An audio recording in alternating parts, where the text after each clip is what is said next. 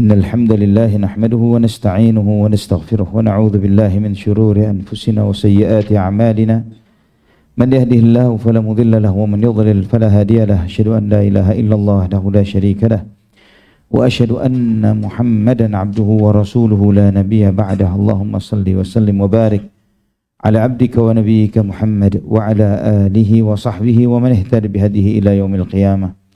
قال الله جل وعلا: يا أيها الذين آمنوا اتقوا الله حق تقاته ولا تموتن إلا وأنتم مسلمون. أما بعد. Ikhwatul iman rahimani wa rahimakumullah. Alhamdulillah, segala puja dan puja hanya untuk Allah Subhanahu wa taala Rabbul alamin. Atas segala limpahan nikmat yang Allah anugerahkan bagi kita.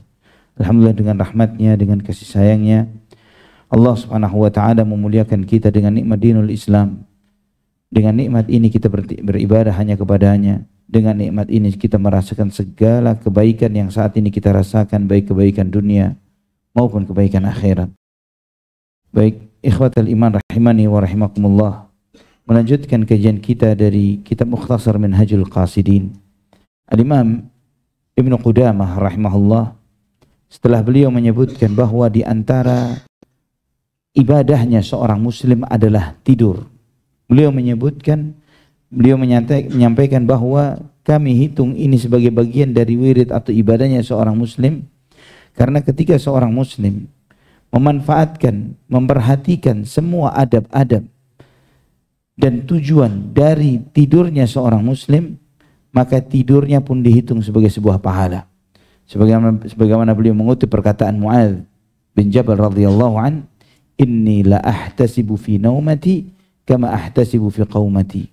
Sesungguhnya aku mengharapkan pahala kepada Allah Subhanahu wa taala dari tidurku sebagaimana aku mengharapkan pahala dari salatku. Ini ikhwah fillah rahimani wa rahimakumullah, ketika kita memperhatikan adab dan etikanya ketika kita hendak tidur, dan juga niat kita bahwa tidur itu memberikan hak kepada tubuh ini, karena sebagaimana Allah Subhanahu wa taala ada hak yang harus kita tunaikan, diri kita pun ada hak yang harus kita tunaikan.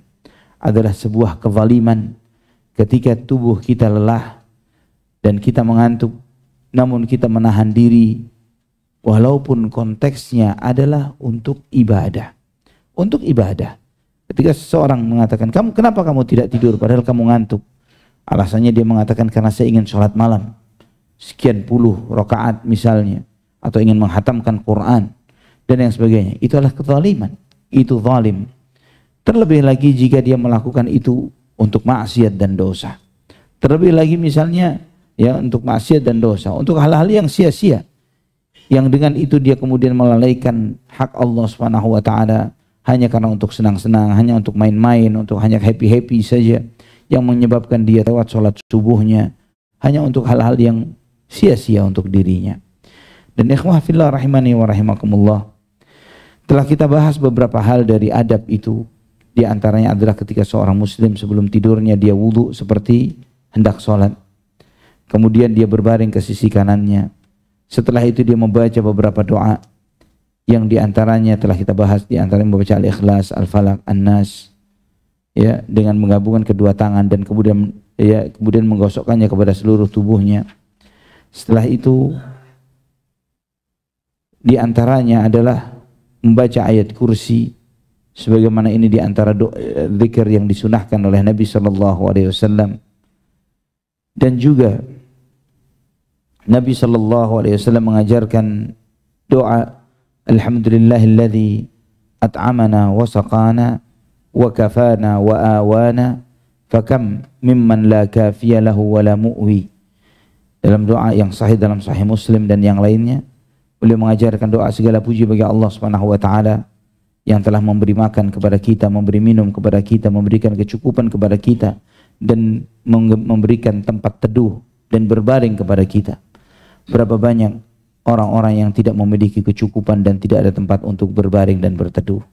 Subhanallah ikhwah fillah, ini di samping zikir juga sebagai sebuah pengakuan kita terhadap segala nikmat Allah Subhanahu wa taala, bahwa makanan yang kita makan, minuman yang kita minum, rumah yang kita tinggali, pembaringan yang kita tidur di atasnya, Itu semuanya adalah anugerah dan karunia dari Allah Subhanahu wa taala yang harus kita syukuri. Kita mensyukuri nikmat itu dari Allah Subhanahu wa taala. Jika Allah tidak memberikan itu, maka kita tidak akan mendapatkan apa yang kita rasakan dan kita miliki saat ini. Bukan karena hebatnya kita, tapi karena besarnya karunia Allah Subhanahu wa taala. Kemudian Nabi sallallahu alaihi wasallam mengajarkan di antara doa tidur dalam Bukhari dan Muslim, Allahumma Rabbana lakal hamdu anta qayyimus samawati wal ardi wa man fihinna wa lakal hamd antal haqq wa wa'dukal haqq wa liqa'uka haqq wal jannatu haqq wan naru haqq wan nabiyyuna haqq wa muhammadun haqq was sa'atu haqq Allahumma laka aslamtu wa bika amantu wa alayka tawakkaltu wa ilayka anabtu wa bika khasamtu wa ilayka hakamtu faghfir li ma qaddamtu wa ma akhartu wa ma asrartu wa ma a'lantu wa fi riwayah wa ma anta a'lamu bihi minni antal muqaddimu wa antal muakhiru la ilaha illa ant. Dalam doa itu Nabi SAW mengajarkan doa, ya Allah, wahai Tuhan kami, hanya milik-Mu lah segala pujian. Engkaulah yang menegakkan langit dan bumi dan segala sesuatu yang ada di antara keduanya, dan segala puji bagimu. Engkaulah yang maha benar, dan janjimu adalah benar, dan perjumpaan denganmu adalah benar. Surga adalah benar, neraka adalah benar, para nabi adalah benar, dan Nabi Muhammad SAW adalah benar, dan terjadinya hari kiamat nanti adalah benar. Ya Allah, hanya kepadamu lah aku berserah diri.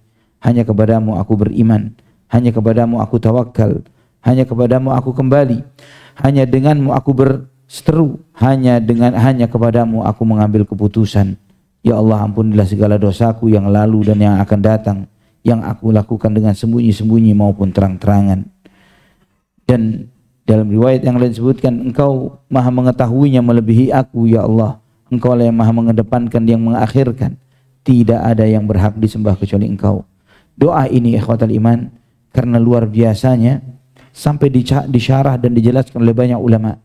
Karena di dalam doa ini banyak pengakuan akan dasar-dasar keimanan, rukun iman yang 6 masuk di dalam apa yang di dalam doa dipanjatkan oleh Nabi SAW. Termasuk juga kenapa kita selalu mengulang-ulang 2 ayat terakhir surat Al-Baqarah, amanar rasulu bima unzila ilaihi min rabbih wal mu'minun kullun amana billahi wa malaikatihi wa kutubihi wa rusulihi la nufarriqu baina ahadin min rusuli wa qalu sami'na wa ata'na ghufranaka rabbana wa ilaikal masir. Dan selanjutnya ya 2 ayat terakhir dari surat Al-Baqarah. Kenapa kita mengulang-ulang ini terutama ketika hendak tidur membacanya? Karena di situ adalah pengakuan kita terhadap iman kepada Allah, malaikatnya, kitab-kitabnya, rasul-rasulnya, hari akhir, dan beriman kepada takdir. Mengikraran kita bahwa kita berkomit dengan iman yang Allah Subhanahu wa taala perintahkan kepada kita untuk mengimaninya. Dan itu terus kita ikrarkan dari ketika kita bangun tidur dan ketika kita hendak tidur lagi untuk memperbaharui iman kita. Termasuk juga di dalam doa yang diajarkan oleh Nabi sallallahu alaihi wasallam ini. Kemudian ikhwatal iman rahimani wa rahimakumullah. Setelah itu di antara wirid malam, di antara ibadah malam seorang muslim, setelah melewati separuh yang pertama sampai tersisa malam itu, kata Al-Imam Ibnu Qudamah, Abu Dzar berkata, aku bertanya kepada Rasulullah sallallahu alaihi wasallam, ayyu salatil laili afdal? Salat malam yang seperti apakah yang terbaik? Kata Nabi sallallahu alaihi wasallam, nisful lail au jawful lail wa qalilun fa'iluhu. Kata Nabi sallallahu alaihi wasallam adalah pertengahan malam. Di pertengahan malam, kata Nabi, dan sedikit sekali orang yang mengamalkannya. Diriwayatkan bahwa Daud alaihi salam bertanya, ya Rabbi, ayyatu sa'atin aqumu lak? Wahai Tuhanku, waktu yang kapankah yang aku selayaknya aku salat untuk beribadah kepadamu? Allah Subhanahu wa taala berfirman kepadanya, ya Daud, la taqum awwal al-laili wala akhirahu walakin qum fi syatril laili hatta takhluwa bi wa akhlu bik warfa' ilayya hawaijak. Allah berfirman, wahai Daud, Janganlah kamu melaksanakan salat di awal malam atau di akhirnya, namun lakukanlah di pertengahannya, sehingga engkau berduaan denganku, aku denganmu, dan sampaikanlah segala hajatmu kepada aku. Ikhwatal iman rahimani wa rahimakumullah. Kemudian kata Imam Ibnu Qudamah, ketika seseorang itu terbangun di tengah malam hendak melaksanakan salat malam di pertengahan malam, maka dia ketika terbangun itu membaca akhir dari surat Ali Imran. Ya, ketika dia bangun itu membaca akhir surat dari Ali Imran. Inna fi khalqis samawati wal ard wa ikhtilafil laili wan nahar la ayatin li ulil albab alladzina yadhkuruna Allaha qiyaman wa qu'udan wa 'ala junubihim wa yatafakkaruna fi khalqis samawati wal ard, dan seterusnya sampai akhir ayat, sebagaimana dalam Sahih Bukhari dan Muslim, sebagaimana Nabi sallallahu alaihi wasallam beliau ketika terbangun pada tengah malam, beliau membaca dengan ayat-ayat terakhir dari surat Ali Imran, dan beliau sallallahu alaihi wasallam selalu memulainya salat malamnya dengan 2 rakaat ringan. Maksudnya 2 rakaat ringan itu, ikhwatal iman rahimani wa rahimakumullah, adalah sebagaimana disebutkan, idza qama ahadukum yusalli bil lail falyabda bi rak'ataini khafifatain. Ketika salah seorang hendak melaksanakan salat malam, maka hendaklah dia memulainya dengan 2 rakaat ringan, dalam Sahih Bukhari dan Muslim. Artinya 2 rakaat ringan ini mungkin membaca setelah Al-Fatihah qul ya ayyuhal kafirun di rakaat pertama, dan kemudian qul huwallahu ahad di rakaat yang kedua. Maksudnya apa dari 2 rakaat ringan ini? Dijelaskan oleh Syekh Muhammad bin Shalih Al-Utsaimin rahimahullah bahwa maksudnya adalah untuk melepaskan ikatan syaitan pada diri kita.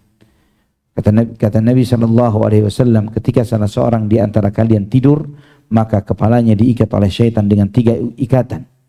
Ketika dia terbangun dari tidurnya, dia mengucapkan alhamdulillah, menyebut nama Allah, maka terlepaslah 1 ikatan. Ketika dia melaksanakan wudu, dia berwudu, maka lepaslah 2 ikatan. Ketika dia salat, maka lepaslah ketiga ikatan tersebut. Kemudian ikhwatal iman rahimani wa rahimakumullah, kemudian dia salat malam. Dan salat malam ini berapa rakaat? Al-Imam Ibnu Qudamah menyebutkan 13 rakaat bersama witir, dan minimalnya adalah 7. Namun pada hakikatnya salat malam itu diantaranya adalah salat witir. Yang salat witir itu minimalnya 1 rakaat. Ya, artinya sesuai dengan kemudahan yang bisa kita lakukan. Kita bisa melaksanakannya 2 rakaat salam, 2 rakaat salam, 2 rakaat salam, sebagaimana sabda Nabi sallallahu alaihi wasallam bahwa salatul laili matna matna. Salat malam itu 2 rakaat salam, 2 rakaat salam. Dan jika salah seorang di antara kalian khawatir dengan azan subuh, maka hendaklah dia menutupnya dengan witir 1 rakaat. Jadi ikhwah fillah, jika di antara kita mau melaksanakan salat malam di pertengahan malam, dia mengawalinya dengan tidur. Setelah itu dia bangun di pertengahan malam itu, dia salat 2 rakaat ringan. Setelah itu mungkin misalnya dia ingin melaksanakan 3 rakaat saja misalnya, apakah boleh? Boleh. Dengan 2 rakaat ringan jadi totalnya 5 rakaat. Kemudian dia menambahkan 2 rakaat. Setelah itu dia menambahkan witir 1 rakaat. Setelah itu dia istirahat, tidur lagi. Silahkan, dia boleh tidur lagi. Dan yang seperti ini adalah yang paling afdal. Tidur, sholat, kemudian tidur lagi. Yang seperti itu yang paling afdal. Kenapa? Karena itulah yang paling sering dilakukan oleh Nabi sallallahu alaihi wasallam. Di antara manfaatnya yang lain adalah untuk menghilangkan jejak pernah sholat malam tadi malam. Jadi dengan tidurnya itu tidak terlihat orang yang lemas, yang letih, yang lesu. Kenapa kok loyo begitu? Iya, habis sholat malam. Ya, supaya tidak ada kesan seperti itu. Jadi supaya menghilangkan kesan, oh masya Allah ini orang ahli qiyamul lail, bangunnya lesu. Ya, nah ini yang dilakukan oleh Nabi Shallallahu Alaihi Wasallam. Nah sampai ketika dia di waktu sahur, ya waktu sahur menjelang subuh dia bangun. Ini waktu sahur. Apa yang dilakukan pada saat itu sesuai dengan firman Allah di surat Adz-Dzariyat ayat 18, wabil asharihum yastaghfirun. Dan di waktu sahur mereka beristighfar. Sehingga para orang-orang saleh terdahulu sebagaimana dalam hadis sahih dan sahih Muslim, inna qira'atar rajuli akhiral laili mahdhurah. Sesungguhnya bacaan Quran seseorang di akhir malam disaksikan oleh para malaikat. Taus ibnu Kisan rahimahullah, al-imam, beliau Taus bin Kisan al-Yamani, Abu Abdurrahman al-Himyari, di antara orang-orang saleh yang beliau wafat tahun 106 Hijriyah, di antara orang salaf as-saleh, beliau pernah mendatangi seseorang di waktu sahur dan disampaikan kepadanya bahwa orang yang sedang dijenguknya sedang tidur. Si fulan lagi tidur. Kata beliau, "Ma kuntu ara anna ahadan yanamu waqta sahar." Saya tidak menduga ada orang tidur di waktu sahur. Ya, ini beliau hidup di zaman itu. Kalau di zaman ini beliaunya yang dianggap aneh. Ya, beliau yang dianggap aneh. Selesai, maka di waktu sahur ikhwatal iman, ibadahnya adalah banyak beristighfar. Karena setelah menutup ibadah malam itu dengan memperbanyak istighfar, sebagaimana itulah sunnah dan ajaran Nabi kita Muhammad SAW, beliau selalu mengajarkan untuk mengakhiri ibadah itu dengan istighfar, bahkan mengakhiri hidupnya dengan istighfar. Ya, selesai sholat, kita setelah salam, pertama kali yang dibaca, astagfirullah, astagfirullah, astagfirullah. Ya, waktu sahur menjelang subuh, wabil asharihum yastaghfirun, di waktu sahur mereka beristighfar. Bahkan Allah perintahkan kepada beliau di akhir hayatnya, idza jaa nasrullahi wal fath wa ra'aitan nasa yadkhuluna fi dinillahi afwaja fasabbih bihamdi rabbika wastaghfir innahu kana tawwaba. Allah perintahkan di akhir hayatnya, ketika kamu melihat ya pertolongan Allah telah datang dan kota Mekah telah ditaklukkan, dan kamu melihat banyak manusia berbondong-bondong memeluk agama Islam, maka banyak-banyaklah bertasbih, memuji Tuhanmu, dan banyak-banyaklah beristighfar. Sesungguhnya Allah Maha menerima taubat.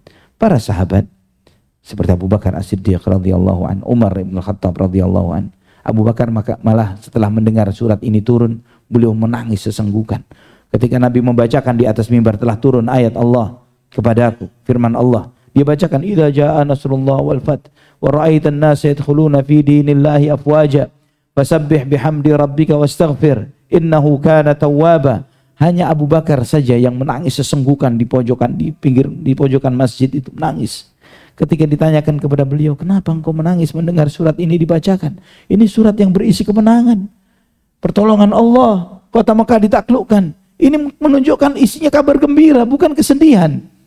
Kata Abu Bakar radhiyallahu an, surat ini menunjukkan berakhirnya misi Rasulullah SAW. Artinya tidak lama lagi beliau bakal dipanggil oleh Allah Subhanahu wa taala. Dan memang benar, surat itu adalah surat terakhir yang turun kepada Nabi kita Muhammad ibn Abdullah sallallahu alaihi wasallam. Ikhwatal iman rahimani wa rahimakumullah. Setelah menguraikan ibadah pagi dan malamnya seorang muslim, Al-Imam Ibnu Qudamah menyampaikan, sesungguhnya orang yang berjalan menuju akhirat, status mereka tidak lepas dari 6 golongan. Entah yang pertama dia seorang ahli ibadah, atau yang kedua orang yang berilmu, atau yang ketiga seorang yang menuntut ilmu, atau yang keempat adalah seorang pejabat dan pemimpin, atau yang kelima seorang profesional yang bekerja, atau yang keenam adalah seorang yang tenggelam di dalam cintanya kepada Allah dan sibuk dengan Allah dan tidak dengan yang lainnya. Beliau menyebutkan bahwa orang yang berjalan menuju akhirat, dan memang kita semuanya adalah seperti itu. Ya ayyuhal insanu innaka kadihun ila rabbika kadhan famulaqi. Wahai manusia, sesungguhnya kalian ini sedang berlari menuju Tuhan kalian, menuju Allah, dan pasti kalian akan berjumpa dengannya. Maka tidak lepas dari 6 kondisi. Adapun yang pertama, seorang ahli ibadah. Maka kata beliau, jika seorang ahli ibadah, maka dia adalah orang yang sibuk dengan ibadah kepada Allah Subhanahu wa taala, maka dia memanfaatkan semua uraian yang saya telah jelaskan, kata beliau. Dan yang walaupun kesibukan yang satu berbeda dengan yang lainnya. Dan karena sebagian ahli ibadah di kalangan salafun saleh terdahulu, di antara mereka berbeda satu dengan yang lainnya. Ada yang sibuknya mereka adalah dengan membaca Al-Quran, sehingga ada di antara mereka yang setiap malam hatam sekali. Di antara mereka ada yang setiap malam hatam 2 kali atau bahkan 3 kali. Di antara yang sering hatam 2 kali dalam semalam adalah Imam Syafi'i rahimahullah. Ya, di antara mereka ada yang memperbanyak tasbih, mengucapkan subhanallah atau subhanallah bihamdi subhanallahil azim. Di antara mereka ada yang memperbanyak salat. Di antara mereka ada yang ketika mereka di kota Mekah, maka mereka sibuk dengan tawaf mengelilingi Ka'bah. Kalau jika ditanya apa yang terbaik untuk memanfaatkan waktu ini, ya di waktu malam itu dari ibadah-ibadah ini, kata beliau, ketahuilah yang terbaik adalah membaca Al-Quran sambil sholat, artinya sholat berdiri yang lama, membaca Al-Quran di dalam sholat itu, dan dengan mentadaburi ayat-ayat yang dibaca. Namun yang seperti ini tidak mudah, kata beliau. Ini sulit, tidak mudah. Maka yang terbaik adalah berbeda dengan kondisi seseorang dengan kondisi yang satu dengan yang lainnya. Karena tujuan dari semua ibadah adalah mensucikan jiwa. Tujuan dari semua ibadah ini adalah bagaimana kita memiliki hati dan jiwa yang bersih. Maka hendaklah dia memperhatikan apa yang terbaik untuk dirinya pada saat itu untuk dia lakukan. Ketika dia merasa jenuh dengan suatu ibadah, maka dia berganti dengan ibadah yang lainnya. Karena jangan sampai dia merasa jenuh dengan salah satu ibadah. Karena ketika dia merasa jenuh, dia akan meninggalkan ibadah itu dan susah dia akan kembali ke sana. Ketika belum sampai pada titik jenuh ini, bergantilah dengan ibadah yang lainnya. Maka kata Abu Sulaiman Ad-Darani rahimahullah, beliau mengatakan, fa idza wajadta qalbaka fil qiyami fala tarka' wa idza wajadtahu fir ruku' fala tarfa'. Ketika kamu merasakan hatimu ketika sedang berdiri, ketika baca Quran lagi nikmat-nikmatnya, jangan cepat-cepat ruku. Nikmati saja berdirimu ini. Ketika kamu merasakan nikmatnya hatimu ibadahmu ketika sedang ruku, jangan cepat-cepat berdiri. Nikmati salatmu itu. Subhanallah, ini di antara fiqh, di antara pemahaman para a'immatus salaf, para ulama salaf. Kemudian yang kedua, yang ini pertama ahli ibadah, yang kedua orang berilmu. Orang yang berilmu yang memberikan manfaat kepada manusia dengan ilmunya, dengan fatwanya, dengan pengajarannya, dengan tulisannya, dengan pembelajarannya, ya, maka kesibukan dia di dalam beribadah berbeda dengan seorang ahli ibadah.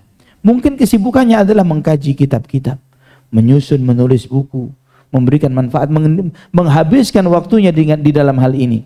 Ini lebih afdal baginya setelah dia menunaikan ibadah-ibadah yang wajib.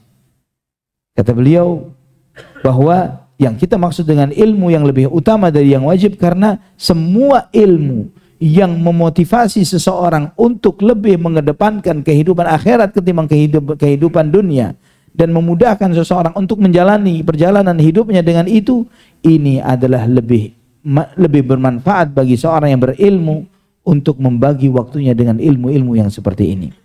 Ikhwatal iman rahimani wa rahimakumullah. Karena kata beliau, ilmu itu sangat luas, dan menghabiskan untuk satu jenis ilmu itu tidak, bagi seseorang mungkin dia merasa jenuh dengan itu, maka hendaklah dia membagi waktunya, kata beliau, dari sejak terbitnya subuh, terbitnya fajar, ya, sampai terbitnya matahari, maka dia sibuk dengan zikir, ya, zikir-zikir pagi, ya, sampai terbitnya matahari. Dia sibuk dengan seperti itu sebagaimana kami sebutkan. Setelah itu, setelah matahari terbit sampai waktu duha, mungkin dia sibuk dengan mengajar, memberi pembelajaran kepada orang lain. Kalau tidak ada orang yang diajar oleh dia pada jam tersebut, maka dia memanfaatkan waktunya dengan belajar, bertafakkur, pelajari ilmu. Karena setelah zikir itu, hati itu begitu jernihnya, kata beliau. Hati lagi bersih-bersihnya. Maka sebelum dia sibuk dengan segala kegalauan dan kesedihan dunia, maka sibuklah dia dengan mengkaji dan mempelajari. Maka di saat itu ilmu lebih mapan untuk masuk ke dalam dirinya. Kemudian ketika melewati waktu duha sampai waktu asar, kata beliau, maka di situ waktunya untuk mengkaji dan menulis, ya. Kecuali, kata beliau, dia tidak, artinya dia boleh meninggalkan itu dalam untuk hal-hal seperti makan, bersuci, ya, menjalankan hal-hal yang wajib, sholat wajib, atau tidur siang. Dan setelah di waktu sore, ya, sampai matahari mulai tenggelam, ya, matahari mulai terbenam, maka dia sibuk dengan mendengarkan orang lain yang membacakan kepada dia kitab hadis atau kitab tafsir atau ilmu yang bermanfaat yang lainnya. Dan ketika matahari mulai terbenam, sampai terbenamnya matahari, dia sibuk dengan beristighfar, bertasbih. Maka kata beliau, di pagi hari dia mengawali ibadahnya dengan amalan-amalan lisan, zikir pagi. Kemudian selanjutnya di waktu kedua dia sibuk dengan ibadah-ibadah hati, yaitu berfikir, bertafakur, mengkaji. Kemudian di waktu yang ketiga adalah wa fi tsalits amalul ain, ya, amalul aini wal yaddi wal mutala'ah wan nasakh. Di waktu berikutnya adalah dengan amalan mata, tangan, dan menulis, membaca, mengkaji, ya, meneliti, mencatat ini dan itu. Kemudian di keempat, di waktu sore dengan mendengarkan adalah ibadahnya telinga. Kata beliau, maka dengan seperti ini ikhwatal iman, itu akan semua anggota tubuh itu terpakai untuk beribadah kepada Allah Subhanahu wa taala. Terkadang sebagian talibul ilm lebih masuk bagi dia dengan membaca, sebagian lagi lebih masuk ketika dia mendengarkan. Nah, itu seorang menuntut ilmu memanfaatkan semua potensi yang ada pada dirinya untuk belajar dan menuntut ilmu. Adapun di waktu malam, kata beliau, fa ahsanu qismatin fihi qismatus Syafi'i. Yang terbaik di waktu malam adalah seperti malamnya Imam Syafi'i. Bagaimana malamnya Imam Syafi'i? Fa innahu kana yuqassimuhu thalathata ajza. Imam Syafi'i membagi malamnya dengan tiga macam ibadah. Ats-tsulutsul awwal li kitabatil ilm. Sepertiga pertama untuk nulis. Watsani lis-shalah. Yang berikutnya untuk salat. Watsalits lin-naum. Yang ketiga untuk tidur. Ini yang dilakukan oleh Imam Syafi'i rahimahullah. Maka jangan heran kalau sudah lewat 1200 tahun namanya masih dikenang sampai sekarang. Dan bagaimana malamnya kita nggak ada pembagian, semuanya tidur, maka matinya kita seperti hidupnya, nggak ada yang nyebut dan tidak disebut orang. Allahul musta'an. Ikhwatal iman. Kemudian kondisi status yang ketiga, status yang pertama seorang ahli ibadah, status yang kedua orang yang berilmu, status yang ketiga seorang penuntut ilmu. Seorang penuntut ilmu, kata beliau, seorang penuntut ilmu kesibukannya di samping dia berzikir, sholat sunnah, statusnya tidak berbeda dengan sebagai seorang alim, tidak beda dengan seorang yang berilmu di dalam membagi waktunya. Bagaimana dia memanfaatkan waktunya untuk belajar, ya, sebagaimana seorang yang penuntut, seorang alim itu memanfaatkan waktunya untuk belajar. Karena ikhwah fillah, tidak ada istilahnya orang alim itu nggak belajar, nggak ada. Bahkan ketika ditanya oleh di antara perkataan Abdullah ibn al-Mubarak rahimahullah, kapan seseorang itu semakin butuh untuk belajar dan menuntut ilmu? Kata Abdullah ibn Mubarak, semakin alim semakin butuh untuk menuntut ilmu. Semakin alim semakin butuh untuk menuntut ilmu. Ketika ditanya kenapa demikian?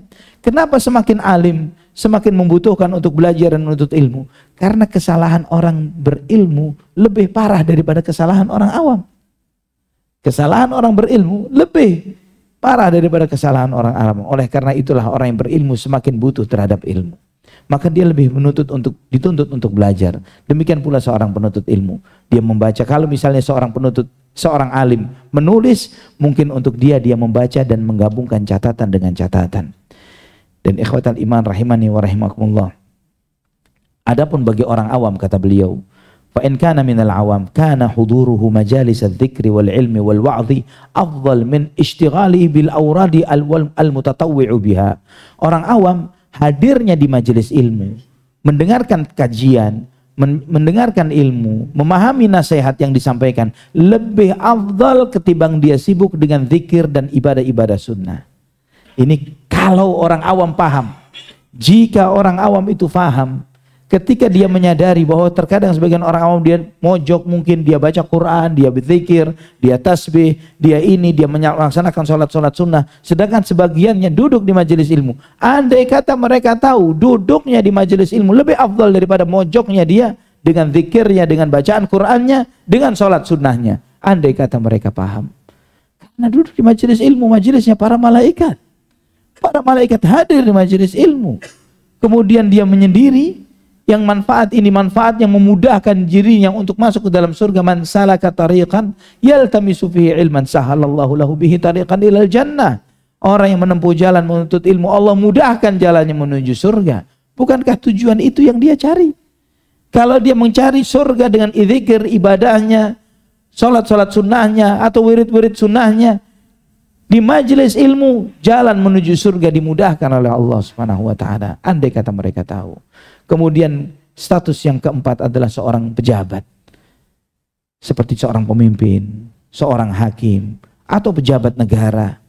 Maka kesibukan dia adalah melihat keadaan umat, memperhatikan kondisi umat, melayani mereka.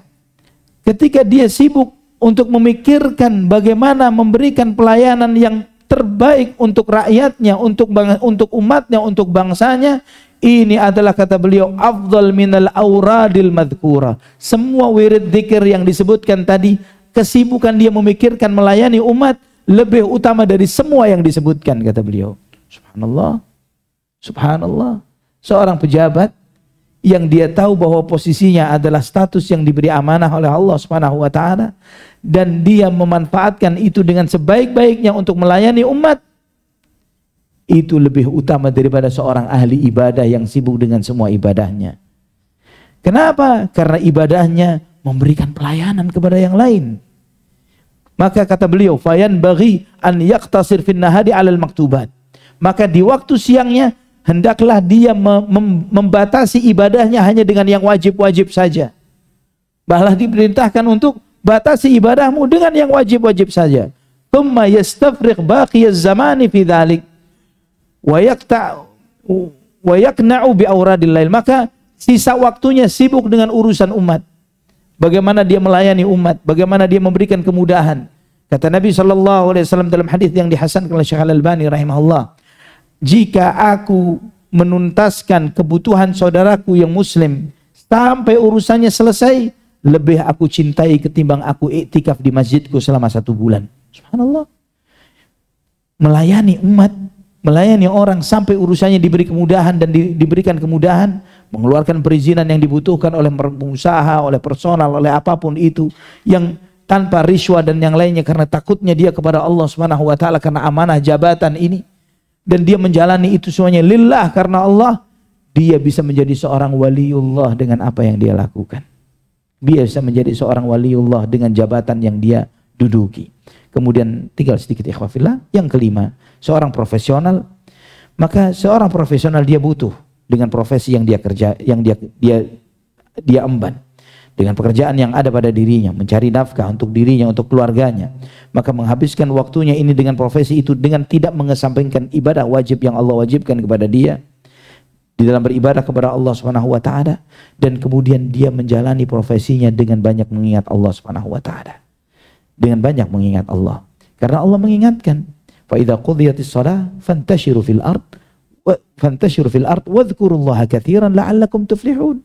Fantashiru fil ardi wabtaghu min fadlillah wadhkurullaha katsiran la'allakum tuflihun. Jika selesai ditunaikan salat, maka bertebaranlah kalian di muka bumi, carilah karunia Allah dan banyaklah berzikir agar kalian sukses. Jadi antara kunci kesuksesan yang Allah sebutkan, di samping mencari nafkah yang halal yang diridhai oleh Allah Subhanahu wa taala, banyaklah mengingat nama Allah Subhanahu wa taala sebagaimana di akhir surat Al-Jumu'ah. Kemudian yang terakhir, ya orang yang tenggelam di dalam cintanya kepada Allah Subhanahu wa taala, maka kesibukannya adalah hadirnya hatinya bersama Allah Subhanahu wa taala. Gerak-geriknya adalah mencari ridhanya Allah Subhanahu wa taala. Dan ikhwatal iman rahimani wa rahimakumullah, ingat kata beliau, kata Imam Ibnu Qudamah, yang perlu diperhatikan sabda Nabi sallallahu alaihi wasallam, ahabbul a'mali ilallahi ta'ala adwamuhu wa in qalla. Amalan yang paling dicintai oleh Allah adalah yang bersifat rutin walaupun sedikit. Dan juga Nabi sallallahu alaihi wasallam, wa kana an-nabiyyu sallallahu alaihi wasallam amaluhu daimah, bahwa amalan Nabi SAW seperti hujan rintik-rintik, ya, tidak banyak, seperti hujan rintik-rintik tapi terus, sedikit tapi rutin. Insya Allah pada kesempatan selanjutnya kita akan membahas secara khusus tentang qiyamul lail, salat malam dan keutamaannya, serta apa saja yang memudahkan seseorang untuk bangun salat malam. Ingat ikhwafillah, inilah kesempatan hidup kita, bahwa hidup ini tujuannya adalah untuk beribadah kepada Allah, mencari ridhonya. Yakini bahwa dunia ini adalah pijakan untuk kehidupan selanjutnya, kehidupan di alam akhirat, di alam barzakh dan di alam akhirat. Aqulu qouli hadza subhanakallahumma wa bihamdik asyhadu an la ilaha illa anta astaghfiruka wa atubu ilaik. Wassalamu alaikum warahmatullahi wabarakatuh.